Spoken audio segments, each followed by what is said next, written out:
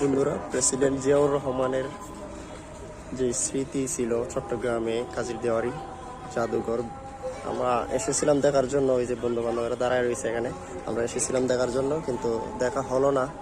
বলতেছে ওনারা 5টা বেজে গেছে, বিকাল 5টা বাজে বন্ধ করে দেওয়া হয়, এই জন্য আমরা ঢুকতে পারবো না, এখন ঢুকতে দিতেছে না ওনারা। অন্য কোনো দিনে আসলে অবশ্যই দেখাবো আপনাদেরকে। জিয়াউর রহমানের অনেক স্মৃতি এখানে জড়িয়ে আছে, এনাকে এখানে হত্যা করা হয়েছে কিভাবে, সব মানে অনেক স্মৃতি আছে যেটা আমি কখনো দেখি নাই, কিন্তু মানুষের কাছ থেকে শুনেছি।